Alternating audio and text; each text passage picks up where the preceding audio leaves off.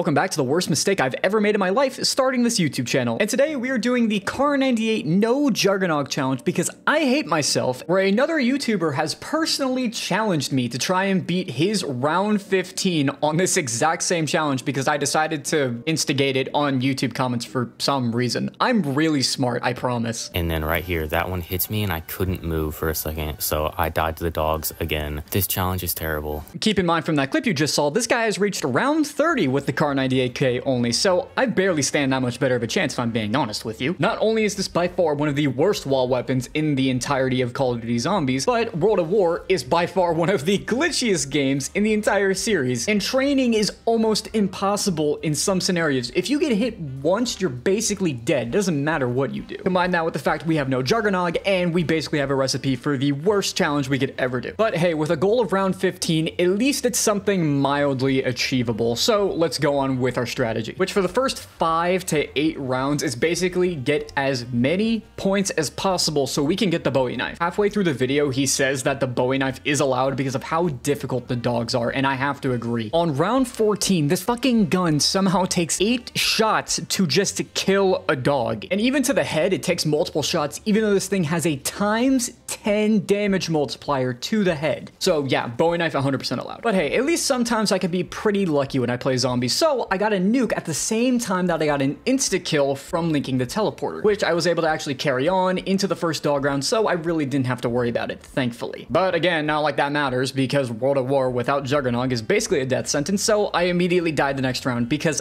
I am a professional at zombies. Tell me that's what you guys sub for, right? Like, yeah, that's why you guys like the channel. Please give me the validation. Hey, shut up. So now we're actually gonna go to the real attempt, which I believe was probably number 22. Where not only was I actually finally able to get the Pack-a-Punch open, which is a journey in and of itself, and I don't want to go into it because I hate it so much. So to avoid my PTSD flashbacks, we're gonna go into round 7, where I decided to just camp up here near double tap, and this is gonna be the main strategy for the entire run. We'll simply just fall down once we run out of space to kill the zombies, or they're just starting to overrun us in general. And it was also at the end of this round where we decide to Pack-a-Punch this thing into the Armageddon.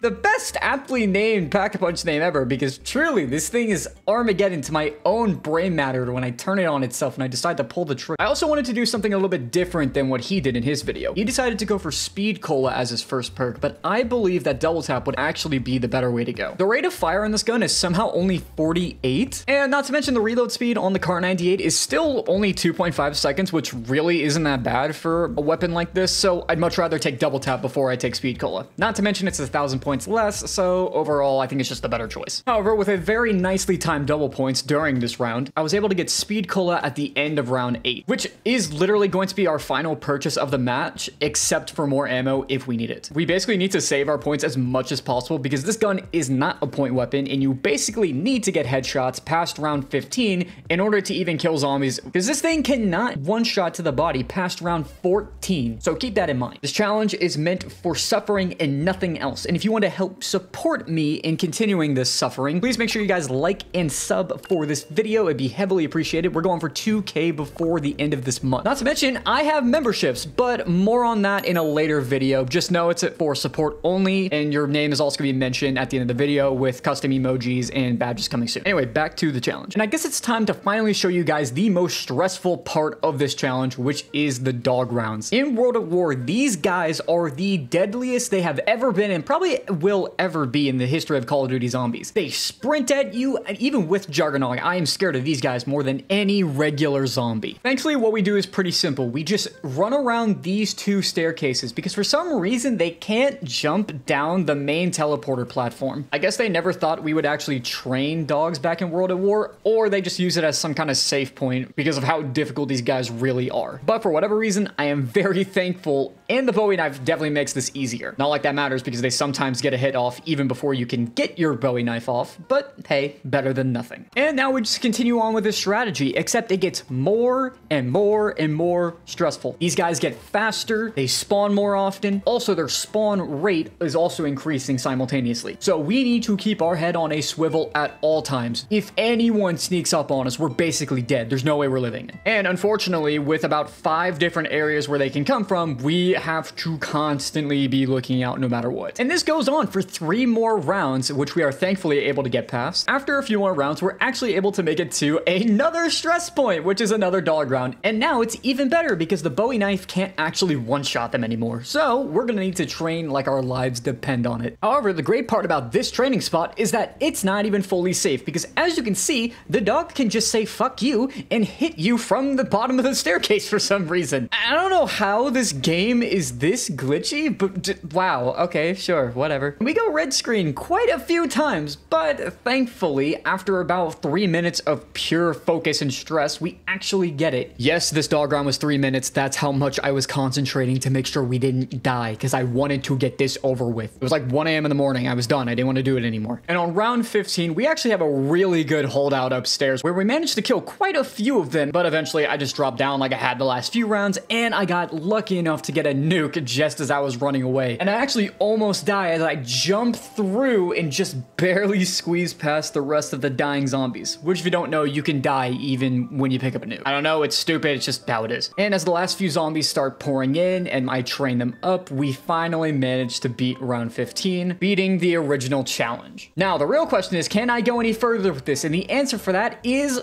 fuck no, there is absolutely no way, because past round 15, dogs start spawning mid-round, and if you've seen how just the dog rounds go, good luck doing it while you're in the middle of an actual zombies round, because all it takes is 1 zombie hit and 1 dog hit, and you're done. So great, I managed to beat the challenge, I was happy with it, which means there's literally no reason I should ever want to go back and try and get past round 16, right? Right?